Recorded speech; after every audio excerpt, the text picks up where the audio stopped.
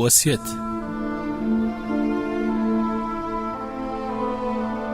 وەسیەت بریتیە لە دروستکردنی دۆخێک کە تێیدا مرۆڤ ڕاستپێرێت بۆی بەشێک لە ژیانی ئەوانی تر قبوڵ بکات. مرۆڤ لە چرکەساتی وەسیەتکردندا جگەلەوەی ئەیەوێت شتێک بگەێنێت یاخود لە دوای خۆیەوە بەجێ بێڵێت، لە هەمان کاتیشدا ئەیەوێت ژیانی خۆی بەر لە مردن لە ژیانی کەسێکی نزیک یان وارسێک مەتور بکات. ئەم پرۆسەیە ئەبێت بە شتێکی دەماودەم واتە بە شێوەیەکی زنجیرەی بەیەکەوە گرێدرێت و لە یەکێکەوە بۆ یەکێکی دیکە ئەگوازرێتەوە.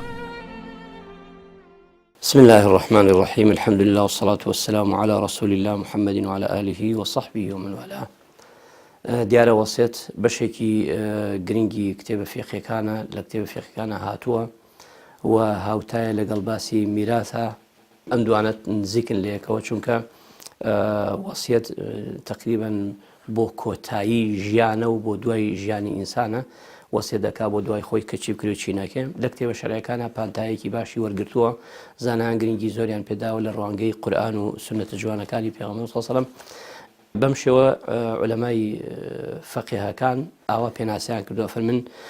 إن الإيصاء كلمة موضوعة في الشرع لطلب شخص في غيره من غيره ليفعل شيئا بعد مماته فقط. فەرمێ وەسیەت وشەیەکە دانراوە لە شەرعا بۆ داواکردنی کەسێ لە غەیری خۆی کە شتێکی بۆ بکات دوای مەرگی. جا وەسیەت عادەتەن ئینسان ئەیکا لە ژیانی کە نەخۆش بێ یا نەخۆش نەبێ و حاڵی سیحەتی تەوا بێ یا تەواو نەبێ، مادەم عەقڵ و بیر و هۆشی لەسەر خۆیەتی وەسیەتەکانی جێبەجێ ئەکرێت لە دوای خۆی و ئەوش لە باسەکانە ئینشاءڵڵا دوای کەلیمەکانی تر ئاڵێن. قورئانیش ئاماژەی بەمە کردووە لەیەکێ لە ئاەتەکانە خوای گەورە تۆماری کرد لە سورەتی بەقەرە لە ئاەتی 180 فەرمێ كتب عليكم إذا حضر أحدكم الموت إن ترك خيرا الوصية للوالدين والأقربين بالمعروف حقا على المتقين. خوای گەورە فەرمێ جل جلاله نووسراوە فەرز کراوە، هەرچەند ئەم ئاەتی ترمان هەیە لەولاوە حەدیثمان هەیە کە ئاماژە بەوە کە ئەمە واجب نییە بەڵکو سنەتە. فەرمێ ئەگەر یەکێ لە ئێوە کاتی مەرگی نزیک بوویەوە ئەتوانێ وەسیەتکە. نزیکترین وەسیەتیش دیارە بۆ دایک و باوکە و بۆ خزمە نزیکانە، چونکە ئینسان خزمە نزیکانی و دایک و باوکی بەجێ بێڵە بە دەوڵەمەنی باشتر لەوەی کەوە خزمی زیاتر خێری ئەگاوەی لە خەڵکانی تر. ئەمەش دیارە واجبێکە خوای گەورە دایناوە لەسەر ئیمان ئەو کەسانی کە ئیمانیان هەیە بەخوا و بە ڕۆژی قیامەت. سەبارەت بە وەسیەت دیارە لە شەریعەتی ئیسلامیە وەسیەت بریتیە لە خێرێک کە ئینسان لە دوای مردن خێرەکە ئەنجامە درێ، ینی لە تۆ لە پێش مردنا قسەکە ئەەکەی لە دوای مردن جێبەجێ ئەکرێ، بەوە ئەڵێن وەسیەت. دیارە وەسیەتیش لە ڕووی شەرعیەوە وا باشترە ئینسان پێش مردن خێرەکانی خۆی بکە، چونکە پێغەمبەر صلی الله علیه و سلم لە سەحابەکانی پرسی کێ لە ئێوە ماڵی میراثگرەکانی بەلاوە باشترە لە ماڵی خۆی؟ فەرمیان پێغەمبەری خوا جا هەموو کەسێ هەر ماڵی خۆی پێ باشترە لە ماڵی میراثگەر. فەرمی دێ ماڵی خۆت ئەوەیە کە پێش خۆت یەخەی، ماڵی میراثگرەکان ئەوەیە کە دوای یەخەی. بۆیە لە شەریعەتی ئیسلامی ئەو کەسەی لەبەروی ماندوو بووە بە پەیاکردنی ماڵەوە، خوای گەورە حەقی داوەتێ لە ئەندازەیەکی ماڵەکەیە وەسیەت بکە، بەڵام مەرجیشی بۆ دانا وەسیەتەکە بۆ کێ بکە. وخوای گەورە فەرمێ كتب عليكم إذا حضر أحدكم الموت، خوای گەورە لەسەری واجب کردوون کە یەکێک لە ئێوە وەختی مردنی هاو کە وەسیەت بکە. ئەو وەسیەتە دیارە للوالدین والأقربین، بۆ کەس و کار بۆ خزم، ئەوە دیارە لە پێش ئیسلاما وەسیەت عام بووە. ئەتوانی بۆ کەسانشکە کە میرات دەگرن، ئەتوانی بۆ کەسانشکە کە میرات ناگرن، بەڵام کە ئیسلام هات وەسیەتی دانا بۆ ئەو کەسانەی کە میرات ناگرن. ئەوەی کە میرات ئەگرێ ئەوە حەقی خۆی دیاری کراوە، ئەوەی کە میرات ناگرێ تۆ وەسیەتی بۆ ئەوکی. ئینجا ئەگەر کەسێک وەسیەتی کرد بۆ یەکێک لە میراتگرەکان و میراتگرەکانی تر ڕازی بوون، ئەوەش دروستە. بۆ نمونە ئەڵێ فڵان کچەم یا فڵان کوڕم پێویستی بەهێنە، پێویستی بە پارێکی زیاترە لەو حەقی کە خۆی ئەیکەوێ. جا بۆیە وەسیەت وەکوتم لە پێش مردنە ئەکرێ، بەڵام دوای مردن جێبەجێ ئەکرێ، ئەوە وڵێن وەسیەت. وەسیەت مەوزوعێکی گرنگ و پیرۆزە لە فقی ئیسلامیە، ئاماژەی زۆر پێکراوە. وەسیەت سێ جۆری هەیە با بڵین لە پێناسەکە ئاماژە بە سێ جۆرەکە. جۆرێکیان ئەوەیە کە لە قورئانە وەسیەت بە معنای ئەمر هاتووە، ووصينا الإنسان بوالديه حسنا أو أمره بمعنى عهد هاتو يعني بيمان لي ورقرتنها لكردواري خوش مان الله من وصية بو كردي أو بكيت أو بكي يعني بيمانم لي ورقرتي الروي فقهية ووصية بريتية لوي كسيك وصية أكا چەند کلمە قسەیەک ئەڵێک کە فڵانەشتی من دوای مردنی من هەدیە بێ بۆ فڵانە کەس، واتە بەخشینی ماڵی کەسێک بۆ کەسێکی تر دوای مردنی لە دەرەوەی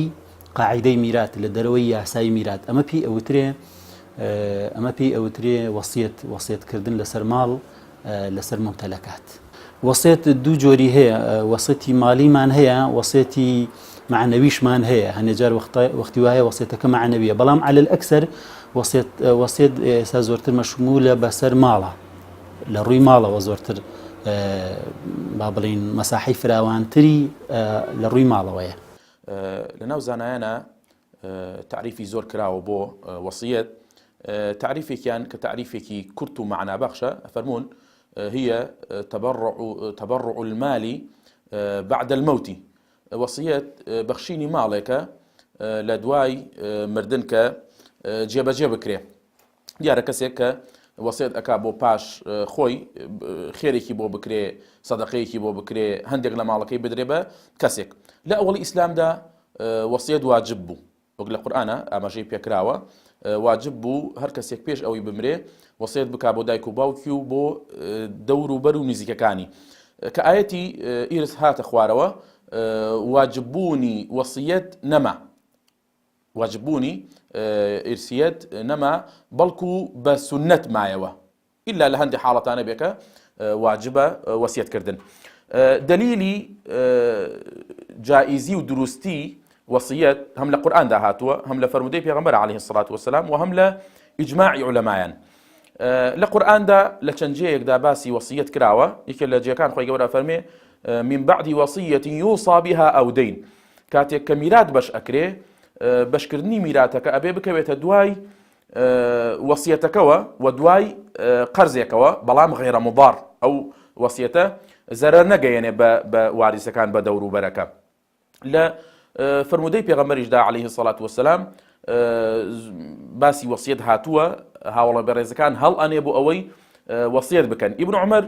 ڕەزا و ڕەحمەتی خوای لێبێ فەرمێ گوێم لە پێغەمبەر بۆ عەلەیهی السەڵات وەسەلام فەرمووی ناگونجێ، حەق نییە بۆ ئینسانی مسلمان کە ماڵێکی هەبێ، شتێکی هەبێ، بیەوێ لە دوای خۆی بیکاتە خێر، بیبەخشێ بە کەسێک، دوو شەو بەسەر یا بڕوا وەسیەت نەکا. ئیبن عومەر فەرمێ لەو کاتەوە کە گوێم لە پێغەمبەر بۆ عەلەیهی السەڵات وەسەلام هیچ شتێکم نەبووە کە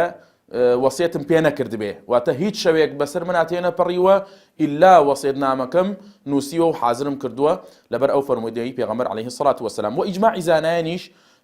لەسەر ئەوەیە کە وەسیەت جائزە، دروستە، بە ماڵێکی حەڵاڵ لە ڕێگەیەکی مەشروعدا وەسیەتی بۆ بکرێ. وەسیەت ڕوانگەیەکی ئاینی وەرگرتووە، زۆر جار وەک نەریتێکی ئاینی بەکارهێنرێت بۆ ئەوەی ئەو ماڵ و دارایی کە هەیە لە وەسیەتێکدا کۆ بکرێتەوە و شێوەی بەجێهێشتنی تێدا تۆمار بکرێت. ئەمەش جگەلەوەی گرفتێکی کۆمەڵاتی چارەسەرەکات، لە هەمان کاتیشدا کارێکی شەرعی پێ ئەنجامەدرێت. وەسیەت لە کوردەواریدا زۆر جار بۆ پشتگیریە لەو گرفتە کۆمەڵاتیانی کە لە دوای کۆچکردنی کەسێک دێت کە ماڵ و دارایی لە پاش بەجێهێمێنێ. وەسیەت ئەبێ چوار، ئیمامی شافعی ڕەحمەتی خوای لێبێ چوار ڕوکنی بۆ داناوە، ئەفەرمێ چوار ڕوکن هاتە دی ئیتر وەسیەتەکە ئەمە تەواوە. ئەم کەسێک کە وەسیەتەکەیەکە، ئەو کەسێک کە وەسیەتەکەی بۆ ئەکرێ و ئەو شتێک کە ئەکرێ بۆ وەسیەت و ئەو لەفزەشکەوە دەری ئەبڕێ، ئەم چوارکونی تیا بوو ئیتر ئەمە وەسیەت دروستە لەم شەخصە بۆ بەرامبەرەکەی تری، بۆ ئەو کەسێکەوە بۆ یەکات. و وەسیەتیش وایە ئەم کەسە کە وەسیەتەکە ئەکا ئەبێ هۆشی لای خۆی بێ، ئەم مەرجە هۆشی لای خۆی بێ و دارای شتیش بێ، خاوەنی شتیش بێ، نەیانی بڵێ دوای خۆم هیچم نییە بەڵام دوای خۆم فڵانشتم بۆ بکەن و فڵانشتم بۆ بکەن، تەکالی لەسەر خەڵکی تر واجب نییە بۆی جێبەجێ بکەن. وەسیەت کەواتە لە کەسێکەوە دروستە بۆ کەسێ بە شتێک و سیغەیەکیش هەبێ کە پێی دەرئەبڕێ ئێمە لێ حاڵی بین بزانین جانوسینە یاخود وەک قسەکردن و تەلەفۆزە کە دەری ئەبڕێ. وەسیەت بۆ ئەمە ئەکرێ ئینسان لە دوای خۆی کۆمەڵە شت کە فریان نەکەوتەوە بیانکە یا پێی خۆشە دوای خۆی بیانکە یا بۆ تعلیمی کەسەکانی دوای خۆیەتی بۆی کەەوە ئەوانەی لە دوای خۆی بۆی بکەن دروستیشە لە شەرع ئیجازە درراوە چونکە هەوڵ و تەقالایەکی زۆری داوە ئەم شخصە لە دنیا ماڵێکی زۆری بەدەستێناوە جۆدێکی زۆری کردووە وە خۆمانەڵێن تەڕۆشکی زۆری بینێت تا ئەندازێ ماڵی پێیا کردووە ئێستا حەقی خۆیەتی دوای خۆی بتوانێت ئەندازێت تەسەڕوفی تیا بکە شەرعیش دایناوە لە سەیەکی ماڵەکەی بە سێ بەشەوە یەک لە سەرسەی ئەم ئەتوانێت دوای مەرگیش تەسەڕوفکە و قسەی خۆی تیا بکە کەواتە وەسیەت لە شتانێکە ئەکرێ بۆ تەواوکردنی ئەو پەیامەی کەەوە کاتی خۆی هێناوێتی و بەردەوامە و ئێستا ئاوێ تەواوی بکە. وەسیەت بە گوێری کتێبەکان و ئاەتەکان و هەم حەدیثەکانیش بۆ دوای مەرگە. بەڵام ئەمەی کە ئێستا لە ژیانە ئەیکا ئەمە واجبی هەموو لایەکمانە ئەمر بە معروف و نەهی لە منکەرمان هەبێت لە ڕوانگەی ئەمەوە جێگەی بێتەوە ئەو کاتێ پێوترێ ئامۆژگاری بۆ کەسەکانی دەوروبەری ئەگەر بە ماڵیش بێ ئەوەی تر ئەبێتە هەدیە و دیاری و بەخش و ئەو شتانی کە خۆمان ناویانین ئەوە ئەبێتە ئەم بابەتەکانی تر بەیع و معامەڵەی و هەموو ئەو شتانی تر کە هەن ئەگینا وەسیەت بۆ دوای مەرگە بۆ دوای مەرگی خۆیەتی و واریسەکان جێبەجێ ئەکەن بۆ تەواوکردنی کاری ئەم پیاوە ئەم شخصە یا ئەم پیاوە یا مافرەتە واتە ئەم مسلمانی کەوا بەرەو قیامەت بەڕێیەکەوێ ڕوا بۆ حەزوری خوا. بەڵێ دیارە وەکووتمان کاتی وەسیەت پێش مردنە چونکە لە بەرەوەی پێغەمبەر صلی الله علیه و سلم فەرموویەتی یعنی هەموو مسلمانێک واجبە لەسەر هەموو مسلمانێک یا مافی هەموو مسلمانێکە حق كل امرئ مسلم هەموو مسلمانیانی ئەو حەقی پێ دراوە لە شەرعە ئەو سەرۆت و سامانەی کە خۆی پەیای کردووە یەک لە سەرسێی سەروەت و سامانەکەی خۆی ببەخشێت لە بڵێ لە دوای مردن ئەوم بۆ بن بە فڵان کەس یا بۆم بخەنە فڵان ئیشی خێرەوە یان فڵان کارم بۆ پێ بکەن هەر ئیشێک لەو ئیشانە یان بن بۆم بۆ مرۆ کوڕەکەم بۆ من بە کچەکەم ئەمانە یعنی دروستە خوای گەورە ئەو مافەی داوەتێ کە یەک لە سەرج بەڵام لە ئیسلامە ئەفەرمێت حەقی مسلمانە کاتێ وەسیەتێکی هەبوو کە پێش ئەوەی بمرێ وەسیەتەکە بنووسێ مادەم شتێ لە دڵتا هەیە ئەتەوێ خێرێ بکەی ئێستا پێت ئەنجام نادرێ بەڵام ئەتوانی لە دوای ئەزانی لە دوای مردن بۆ دەکرێ وەکوتمە ئەگەر بۆت بکرێ پێش مردن وە خێری زیاترێکە چونکە تۆ عەمەلی خۆ بیکەی زۆر خێری زیاتر وەک لەوەی کەسێتر ڕاستپێری ئەوەی خۆ بیکەی زیاتر بۆت ئەنجامەدرێ وەک لەوەی کە بە کەسێکی تر بڵێ دڵنیانی ئایا بۆ ئەنجامەدایان بۆ ئەنجام نادا بە تایبەتی لەم سەردەمە ئێمە کە پارە خۆشەویست بووە ئەرزوو مڵک خۆشەویست بووە ئەنی ئەکرێ و کەسە جێبەجێ نەکە بۆیە وا باشە ئینسان پێش خۆی بیکە ئەگەر نەیکرد خوای گەورە و مافەیاوەتێک کە یەک لە سەرسەی ماڵەکەی ببەخشێ بەو شوێنانە بەو کەسانە ئیتر شوێنەکە شوێنی معنەوی بێت وەکو خەسخانە بێ مەکتەب بێ مزگەوت بێ خزمەتکردنی دەستگایەک بێ شوێنێک بێ یاخود شخص بێ وەکو کەسێکی خزمی خۆی مناڵەکانی خۆی ئەو کەسانی کە حتا میراتگریشن دوایی باسەکەین ئەمانە بێوترێ ئەحکامەکانی وەسیەت اینجا ئەمێنێتە سەرەوەی کە لە شریعەتی ئیسلامی حەدیثێکی پێغەمبەر صلی الله علیه وسلم کە وەسیەت لا وەسیەتە لیوارث وەسیەت بۆ میراتگر نییە بەڵام ئیلا ئەن یوجیزەها الوەرەسە کە کاتێ وەرەسەکەی تر پێ خۆش بوو یعنی هەمیان ئەزانن برایەکیان هەیە محتاجترە لە هەمویان باوکیشی تۆزە زیایی بۆ داناوە بێژگە لە بەشەکەی خۆی تۆزێ وەسیەتیشی بۆ کردو ئەوانی تر ڕازیان لە قەینەکەماندا ئەو برایەمە پێویستی پێیەتی ئەو خوشکەمان پێویستی پێیەتی یا بۆ باوک و دایکی خۆی وەسیەتیان بۆکا بۆ شتێک ئەمانە ئەڵەن مادەم وەرزەکانی تر ڕازی بن دروستە بەڵام ئەگەر ڕازی نەبن دروست نییە هەروەها لە سێیەک زیاتریش دروست نییە ئیلا مەگەر میراتگرەکان ڕازی بن تۆ سێ دەفتەر لێ بەجێمێنێ دروست نییە بڵێ فڵان مەشروعم بۆ بکەن مەشروعەکە دوو دەفتەری تێچی ئیلا مەگەر میراتگرەکانە بڵێن دەوەڵای ئێمە ڕازین مادەم بۆ باوکمانە قەیچێکە بعد ئەو ئیشە خێرە بکرێ ئەو کاتە دروستە ئەگەر میراتگرەکان ڕازن بەڵام ئەگە دروست لە سێیەک زیاتر دروست نییە ئەوش لەو حەدیثەی پێغەمبەر صلی الله علیه وسلم وەرگیراوە کە سەعدی کوڕی ئەبی وەقاص ویستی وەسیەت بکات فەرمی پێغەمبەری خوا ئەمێ هەموو ماڵەکەم ببەخش پێغەمبەر صلی الله علیه وسلم فەرمی زۆرە فەرمی ئەمەیە نیوەی بەخشم، فەرمووی زۆرە، فەرمووی ئەمەیە سەیەکی بەخشم، فەرمی باشە سەیەک باشە ئەوش کە زۆرە بەس ینی ئەو فەرمودەی پێغەمبەر کردویانە بەڵگە لەسەرەوەی لە سەیەک زیاتر دروست نییە. خوای گەورە هەر حەقی سەیەکی یاوە. بەڵام ئینسانی مسلمان پێش ئەوەی بمرێت وەسیەتەکەی بنووسێ باشە. حتا پێغەمبەر سەڵەم فەرمێت لە ژێر سەریا بێت، لەبەرەوەی تۆ نازانی کەی ئەمریت. دایما ماڵ و مناڵ ئەگە وەسیەتی گرنگ هەیە، ماڵ و مناڵ ئاگادار بن کە تۆ لە دوای خۆت ئەم سەروەتە و ئاوای لێ بکەی. ئەمە بڵێن بەڵام وەسیەت بۆ هەندێک کەس هەیە وەسیەتەکە بڕ مناڵە لە دوای خۆم میراتێکە ئاوادا بەش بکەن، وەسیەتی معنەوی یا لە دوای خۆم ئاگاتان لەو ماڵانە بێ. ئەمانە زۆرێتر لە وەسیەتن، یعنی چونکە وەسیەت بڵێن هەر بە پارە ناکرێت. جاوێت تۆ وەسیەتی بۆ کەڵی لەم بەو ناڵەکان ئەڵێ ئاگاتان لە فڵان ماڵ بێ، ئاگاتان لەو دینەکەتان بێ، ئاگاتان لە ئەو شتانە بێ. وەکو خوای گەورە باسی یعقوب پێغەمبەرەکە ئەفەرمێت کاتێکە مناڵەکانی بان کرد پێیوتن ما تعبدون من بعدی، لە دوای من ئێوە چییە پەرستن؟ ئەوان شتیان نعبد ئیلهەکە و ئیلهە ئابائیک، خوای تۆ خوای باو باپیرەکە خوای تاقانەی ئەوە ئەپەرستین. بۆیە ئەم وەسیەتانەش هەیە، بەڵام ئێمە وەسیەتی کە مەبەستمانە وەسیەتی پارە و سامانە یا وەسیەتی ئیش و مەشروعێکە. وتمان ئەگەر لە سەیەک کابێت دروستە، و ئەگەر بۆ میراتگریش بێت ئەگەر ئەوانی تر ڕازی بن دروستە، ئەگەر ڕازی نەبن میراتگر وەسیەتی بەرناکەوێت، بەس میراتی بەرەکەوێت. وەسیەت دیارە لە چ کاتێکە ئەکرێ خۆی هەر کاتێک کە حاڵەتی ئینسان ناتەبیعی بوو دروستە یا با بڵین سونەتە وەسیەت بکە. حاڵەتە نادروستەکان ناتەندروستەکان کامەیە؟ کاتێکە کە نەخۆشکەوێ هەست بکە بەوەی کە نزیکی مردنە یا بچێ بۆ شەڕ کە پێی وابێ لەوانەیە لەو شەڕە نەگەڕێتەوە بکوژرێ یا سەفەر بکە. ئەم سێ حاڵەتە هەیە کە لەم سێ حاڵەتە سونەت دوایە ئینسان وەسیەت بکە لەسەرەوەی کە هەیەی، لەسەرەوەی کە هەنێک شتی نهێنی هەیە، هەنێک شتێک نهێنی هەیە کە بە کەسی نەوتووە سونەتە وەسیەت بکە بۆی دوای مردنی دووچاری گرفت نەبێ. ئەحکامەکانی وەسیەت بریتیە لە چەند حکمێکی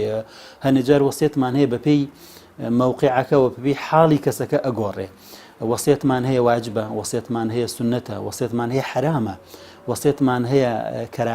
کەراهەتی تایە، و وەسیەتمان هەیە کە مباحە. هەر جۆرێک لەم جۆرانە پەیوەندی بە حاڵی کەسەکەەوە هەیە و پەیوەندی بە مووقعی و شوێن و کاتەکەەوە هەیە. ئەو وەسیەتانەی کە واجبن ئەوەیە کە ئینسان وەختی هەیە پێش ئەوەی بمرێ وەسیەتی ئەکا کە قەرزاری خەڵکە یا قەرزاری خوایە، حەجی لەسەر واجب بۆ نەیکردووە، زەکاتی ماڵەکەی لەسەر واجب بۆ نەیداوە، ڕۆژووی لەسەر واجب بۆ فەوتاندوێتی. ئەمە فەرزە واجبە وەسیەت بکە کە بڵێ دوای مردنم ئەم وەسیەتانم بۆ جێبەجێکردن، یا قەرزاری شخصێکە بە کەسی تری نەوتووە، یا ماڵی لە لای خەڵکێکی ترە پاری بە قەرز داوە. لێم حاڵەتانە واجبە کە وەسیەت بکە بڵێ ماڵم لە لای فڵانە کەس هەیە و کەس ئاگدار نێ خۆم و خۆی نەبێ ئاگاتان لێ بێ دوای قەرزەکە لێ وەرگرنەوە، یا قەرزاری خەڵکە بە هەمان شێواز کەواتە قەرزی خوا بێ یا قەرزی خەڵک بێ واجبە وەسیەت بکە. جا لێرەیشە ئەوە گرنگە قەرزی خوا لە پێش قەرزی خەڵکەوەیە، یعنی ئەگەر کەسێک قەرزاری خەڵک بێ و قەرزاری خوایش بێ پێویستە لە پێشە قەرزەکەی خوا بدرێتەوە، اینجا دوای ئەوە قەرزی خەڵکی لێ بدرێتەوە. قەرز وەسیەتمان هەیە کە حرامە. ئەو وەسیەتە حرامانە ئەوەی کە زۆر جار خەڵکی ئەبیستین و ئەبینین کە خەڵک وەسیەتەکە فڵانە کەس لە فڵانە کەسی کوڕی یا فڵانە کەسی کچی لە میراتبردن حرامەکە دووریە خاتەوە. ئەوە مافی ئەوەی نییە، مافی ئەوەی نییە. وەسیەت بکە کەسێک کە خوای گەورە بەشی پێداوە ئەم بەشی لێ بستێنێتەوە بەشی نەداتێ، یا وەسیەتەکە لەسەر فەرمان بە خراپە مەسەلەن وەسیەتەکە لە دوای من مردم نەی هەڵەن فڵانە کەس بێتە سەر قەبرم، علاقەتان لەگەڵ فڵانە برامە لە فڵانە کچما لەگەڵ فڵانە کەسمە بە هیچ شێوازێک علاقەتان پێی نەبێ و دەنگی لێدا بڕن و بە کەسی منی نەزانن و من بە کەسی خۆمی نازانم. ئەم جۆرە وەسیەتانە حرامە. ئەم جۆرە وەسیەتانە لە شەرعا ڕێی پێ نەدراوە و نەهی لێکراوە و خەتەرە، نابێ بە هیچ شێوازێک ئێمە توخنی کەوینەوە. کام وەسیەتە حەڵاڵە یا کام وەسیەتە سونەتە؟ ئەوەیە کە پێغەمبەری خوا فەرمی هەموو کەسێک ئەتوانێت لە سەیەکی ماڵەکەی وەسیەت بکە، بەڵام بەو مەرجەی سەیەکی ماڵەکەی زۆر بێ یا با بڵین ماڵەکەی بەعام زۆر بێ ئەگەر زۆر بوو دروستە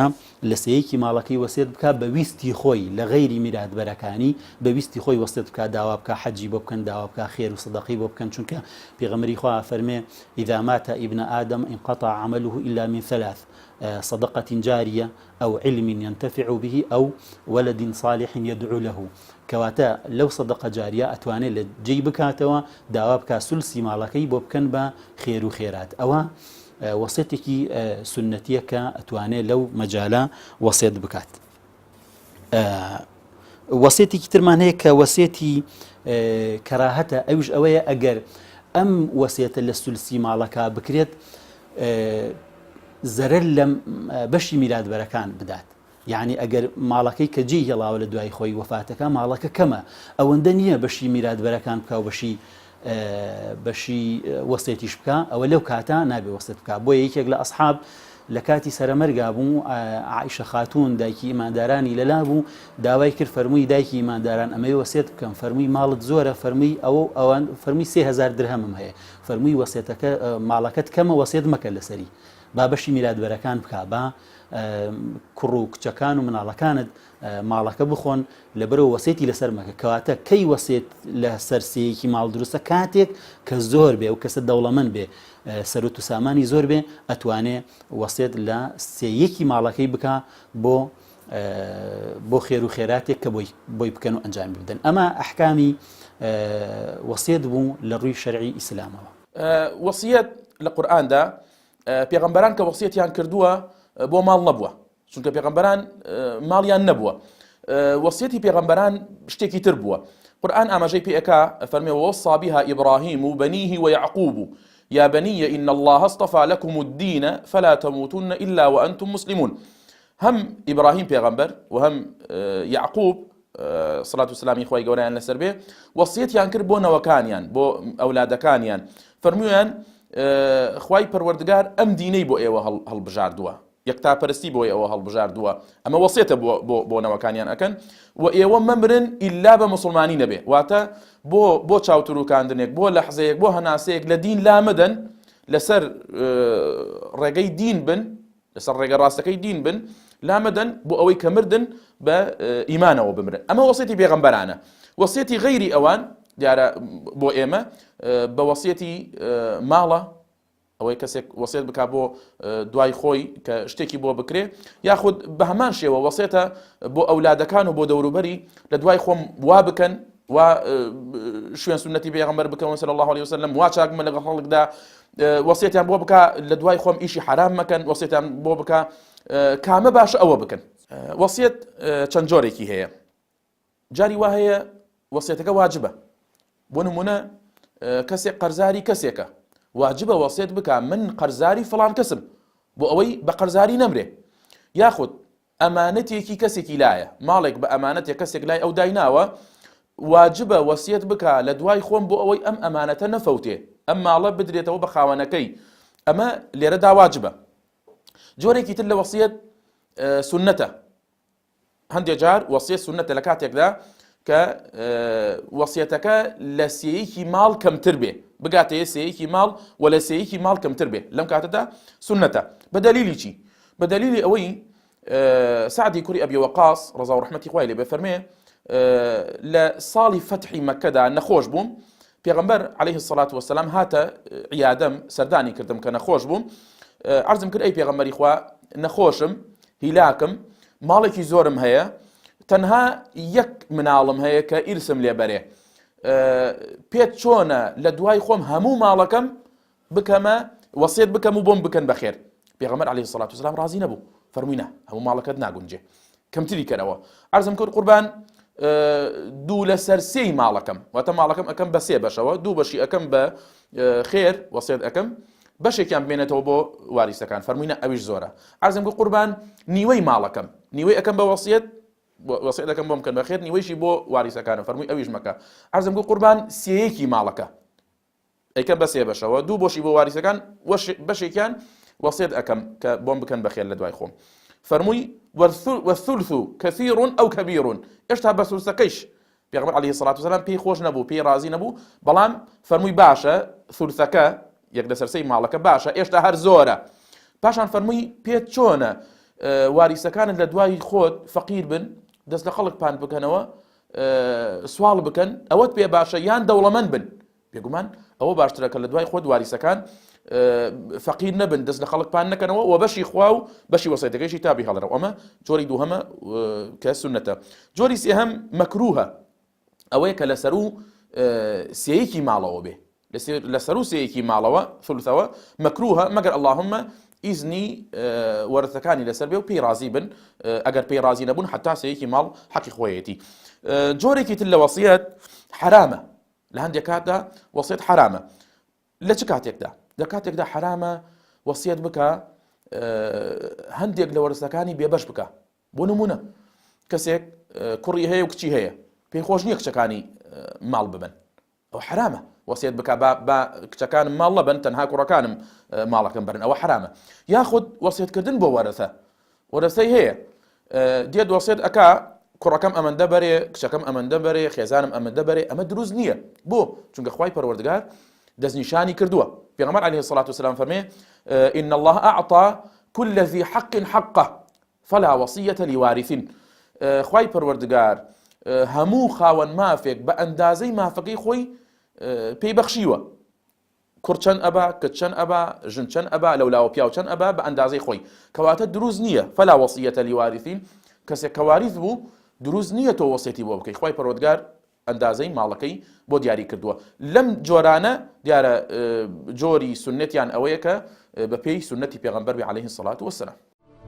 لە ئێستادا وەسیەت لە ناو پرەنسیب و پێدراوە یاساییەکاندا جێگەی کراوەتەوە و زیاتر لە دادگاکاندا یەکلای یەکرێتەوە تا هەنووکەش بۆ یەکلایکردنەوەی بابەتەکانی وەسیەتکردن پەش بە بۆچوونەکانی شریعەتی ئیسلامە بەسرێت، چونکە جگەلەوەی بابەتەکەی بە شێوەیەکی زۆر گرنگ وەرگرتووە، تەواوی وردەکاریەکانیشی لە ناو نووسراوە فێقیەکاندا ڕوون کراوەتەوە. ئەم ڕوونکردنەوە فێقیە بە تەواوی مانات چۆتە ناو پێدراوە یاساییەکانەوە.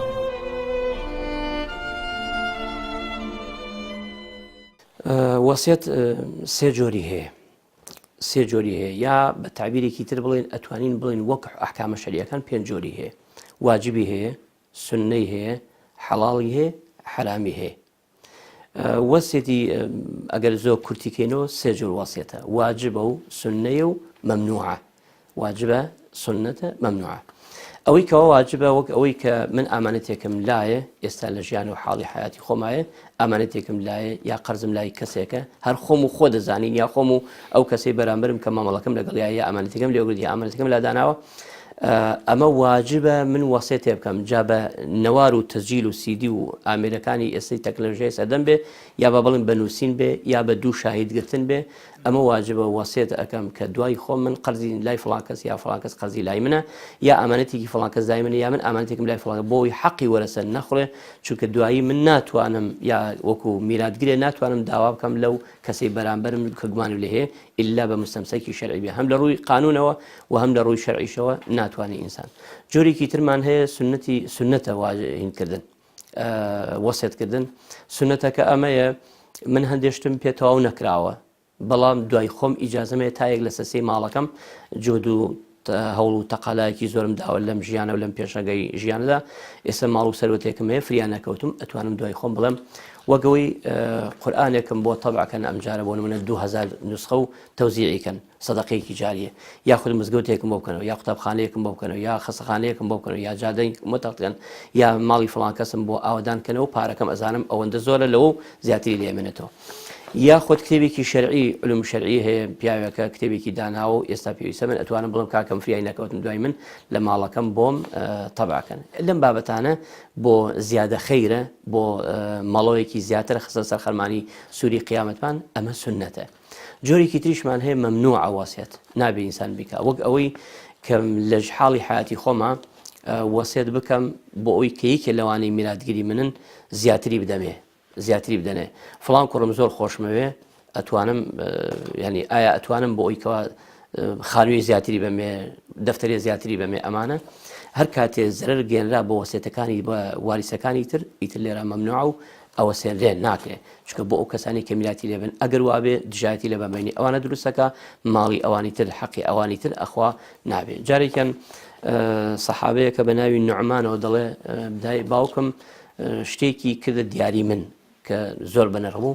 دایکم زۆر ئازانە وتی بە باوکم و بە منیش وتی بچنە خزمەتی پێغەمبەر بزانن ئایا ئەم وەسیەتەی تۆیکی دروستیانە پێغەمبەریانیش کاتێک کە تەڵحیان کرد لە خزمەتیە ئەویش فەرمووی ئایا بۆ هەموو نەوەکانی تریشی ئاوا داناوە بۆ کوڕکوچ فەرمووی نا دەی فەرمووی بچۆی کێتر کە بە شاید من شاید نابم شایدی ناکەم لەسەر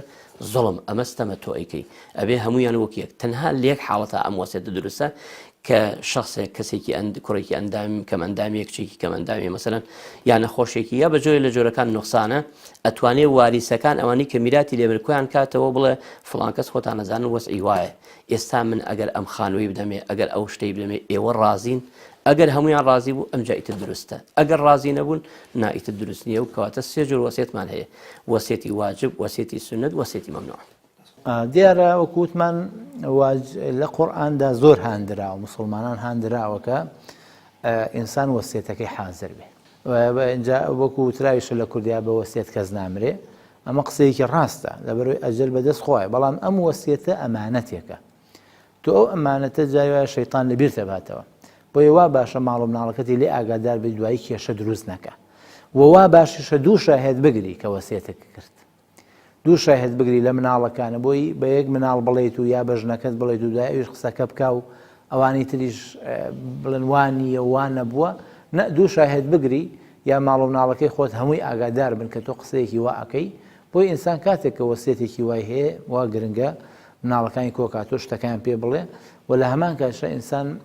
دیارە وەکوتم خوای گەورە لە قورئاندا زۆر هانی مسلمانان داوە کە وەسیەتیان هەبێت ئیتر وەسیە لایەنە معنەویەکەی بێ یا لایەنە مادیەکەی بێ هەردووکیان هەیەیان بێ و پێغەمبەری صلی الله علیه و فەرموویەتی ئینسان پێش ئەوەی بمرێت وەسیەتەکە لەژێر سەرینەکەیە بێ لەژێر سەریا بێ ئەوە یعنی سنەتی پێغەمبەرە صلی الله علیه وسلم سنەتی پێغەمبەرە ئەگەر ناخۆی وەسیەت عادەتەن لە ئاخری عومرە ئەکرێ ئینسان بزانێ ئەمرێ یان نەخۆشیێکی ناڕەحەتی توش بوو ئەلەو کاتانەیە وەسیەت واجبی ئەویش ئەگە وەسیەتێکی گرنگ بێ بەڵام وەکو ئەوی بڵێ واجبێکە ئینسان لەسەری گوناحبارە بێ لەسەری گوناحبار نابێ مادەم وەگوتم حەقێکی لەلا نەبێ بەس تۆ حەقی خەڵکی لەلا بێ ئەو کاتە واجبە لەبەروی حەقی خەڵکی لەلایە بێ بدرێتەوە حەقانە مافی کەسێکە بەسەرەوەیە بێ دیاریکێ بڵێ ئەم مافانم لەلایە ئێوە ئاگادار نین من ئەم دەفتەرم هەیە ئەم دەفتەرە حیساباتی تایە و من قەرزاری فڵان کەسم لەو کاتانەیە واجبە بێت. وەسیەت ئەوەی کە مەشهورە تەنها بۆ دوای مردن ئەکرێ چونکە ئەگەر وەسیەت پێش مردن بوو وەسیەت ئەوەیە تەنفیز ناکرێت تا خاوەن وەسیەتەکە نەمرێ بەڵام ئەگەر پێش مردن بوو خاوەنەکەی تەنفیزی کرد ئەوە لە وەسیەتی دەرەجێ ئەبێتە بەخشین ئەبێتە دیاری و بەخشین لەبەرەوە وەسیەت بەعام بە شێوازێکی فقهی ئەوەیە کە لە دوای مردن وەسیەتەکە کە من مردم اینجا ئەمە تەنفیز بکرێت کەواتە وەسیەت کەی تەنفیز دەکرێت کە یەکێتە بواری تەنفیزکردنەوە کاتێک دوای مردن بێ پێش مردن کە تەنفیز کرا لە وەسیەتی دەرەجێ ئەبێتە دیاری و بەخشین. ئاەتی قورئانی زۆرن ئەوە فەرمودەی پێغەمبەری خوا زۆرن کە ئەوە موهیمە کە تۆ خۆت بەدەستی خۆت بیکەی ئەوە مهمە کە خۆت بەدەستی خۆت بیکەی خوای گەورە و پەروەردگار لە قورئانە ئەفەرمێ كل نفس بما كسبت رهينة هەموو کەسێک لە ڕەهنی ئەوەیە کە کردوویەتی باشە کەواتە ئەبێ ئەوە گرنگە کە من خۆم بیکەم کە دوای مردن کە زانیم لە دەستم دەرەچێ و اینجا خێری لەسەرەکەم زۆر واضح دیارە کە خێر و چاکەکەی زۆر کەمترە لەوەی کە تۆ لە حاڵەتی تەبیعی و لە حاڵەتی تەندروستیت ئەتەوێ خێر و خێراتێ بکەی ئەو کاتە ئەوە خێری زۆرترە تا ئەوەی لە کاتێکە کاتی گیان الله و کاتی ناڕەحەتیە چونکە حتا مثلا لە فقهی ئیسلامیە ئاماژە بە شتێکە ئەگەر کەسێک لە کاتی سەرمەرگا بوو وەسیەتی کرد کە من مردم ژنەکەم تەلاقی کەوتوێ ئەو تەلاقە ناکەوێت ئەو تەلاقە حسابی بۆ ناکرێت بۆ چونکە عولەما ئەڵێن احتیمالی هەیە نیەتی ئەوە بێ کە ژنەکەی لە میرات بردن بکاتە دەرەوە لەبەرەوە باس وەسیەتیش بکە با بڕیاریش بدا دوای ئەو بڵێ دوای مردنی من ژنەکەم تەلاقی کەوتوێ تەلاقەکەی ناکە لەبەرەو ئەحکامی لەسەردا نامەزرێ کەواتە خێر و خێرات پێش مردن خێری زۆرترە تا دوای مردن. وەسیەت بێگومان لە دوای مردنە وەسیەت بۆ دوای مردنە فەرقی وەسیەت و هەدیە ئەوەیە هەدیە پێش مردنە ئەگەر کەسێک لە حاڵی حیاتی خۆیە شتێک بدا بە کەسێک ئەوە هەدیەیە بەڵام بۆ دوای مردنی بی و وتی لە دوای مردنم ئەو شتم بۆ بکەن ئەوە وەسیەتە دیارە شێوازی وەسیەتەکەیش وا سونەتە کە بنووسرێ دوو شاهید یان زیاتر لە دوو شاهید ئاگادار بێ و ئەگەر بتوانێت بە دەستخەتی خۆی بێ مۆر و ئیمزای بکە و لە حەڵاڵی شابێ لە حەڵاڵا بێ بۆشتی حرام نەبێ ئەو وەسیەتێکە ئەیکا ئەگەر کابرا وەسیەت بکە باڕێکی بۆ بکەن قومارخارەیەکی بۆ بکەن ئەو وەسیەتە دانامەزرێ یاخود وەسیەت بکە لە دوای خۆی لە تەعزیەکایە و شتێکی ناشەرعی شین و شەپۆڕم بۆ بکەن بملاوێنەوە زۆر لە خۆتان بن ئەو جۆرە وەسیەتانش لە ئیسلامە دانامەزرێ لەغوە نەخێر عەرزم کردی وەسیەت لە پێش مردنا پێی ناودرێ وەسیەت پێش مردن پێی ئەوترێ هەدیە کەسێک شتێک ئەبەخشێ بە کەسێک ئەوە هەدیەیە بەڵام وەسیەت تەنها بۆ دوای مردنە ئەبێ ئەو کەسە بمرێ و لە دنیا دەربچێ ئەمجا وەسیەتەکە جێبەجێ ئەکرێ و یەکێک لە حکمەتی وەسیەتیش ئەوەیە ئینسان کە ئەمرێ پەیوەندی بە دنیاوە نامێنێ کردەوەی و ئەعمال و کردەوەکانی با بڵین ئەبچڕێ لەگەڵ دنیاە بەڵام لە ڕێگەی وەسیەتەوە پەیوەندیەکی ئەمێنێ بە دنیاوە پەیوەندیەکی ئەمێنێ چۆن کەسێک وەسیەت دەکات لە پاش مردنم مزگەوتێکم بۆ دروستکەن یان قوربانیەکم بۆ بکەن یان خێرێکم بۆ بکەن ئەو کەسە مردووە لێرەوە واریسەکانی کە واجبە وەسیەتەکەی جێبەجێ بکەن نەیفەوتێن وەسیەتەکە بۆ جێبەجێ بکەن کاتێک بەڵام بەبەرجێک لە خوارسەیەکەوە بێ کاتێک کە مزگەوتەکەی بۆ دروست ئەکەن یان قوربانیەکەی بۆ ئەکەن ئەو لەولاوە مردووە لە دنیا دەرچووە بەڵام لێرەوە واریسەکانی وەسیەتەکەی جێبەجێ ئەکەن هەم سود و قازانج بە فەقیر و هەژاران و خەڵکی ئەگەێنێ و هەم خێرەکەیشی ئەڕوا بۆ ئەو کەسێک کە وەفاتی کردنەوە و دنیای بەجێهێشتووە پێغەمبەر عەلەیهی سەڵات وەسەلام پرسیاری لێ کرا چ خێرێک زۆر باشە فەرمووی خێرێک باشە کە خۆت زیینوو بیت لە حاڵی حیاتی خۆتابی ئەو کاتە زۆر باشترە زۆر خێرترە ئینسان لەو کاتەیە حتا ئەوەی وەسیەت بکات بۆ پاش مردنی خۆی مەگەر ئەڵڵاهوممە ئەو کەسە مەجالی نەبێ لەو کاتەیە بۆی نەگونجێ ئەو شتە ئەنجام بدا ئەو کاتە وەسیەت بکە ئەگینا کەسێک خۆی دەوڵەمەندە وەزعی باشە دەستڕۆیشتووە ئەتوانێ با لە حاڵی خۆحیاتی خۆیان ئەو خێرە ئەنجام بدا هیوا هەیە لە ڕشتی و ڕزیلیایەتی کەسێکی ڕزیلە بۆیە لە دنیا خۆی نایکە دەستی تێی ناچێ ئەوێ لە دوای مردنی بیکە یاخود ئەوێ زەرەر بگەێنێ بە واریسەکانی بەوەی کە ئیرسی لێ با بۆی پێیان نەگا ئەڵێ وەڵا وەسیەتم بۆ بکەن قورئانیش فەرمێ غەیرە مضار بێ ئەبێ ئەو وەسیەتی کە ئەیکەی زەرەر نەدا لە دەور و بەرەکەت کە زەرەریە لە دەور و بەرەکەت ئەو وەسیەتە ئینسان پێی تاوانبارە بێ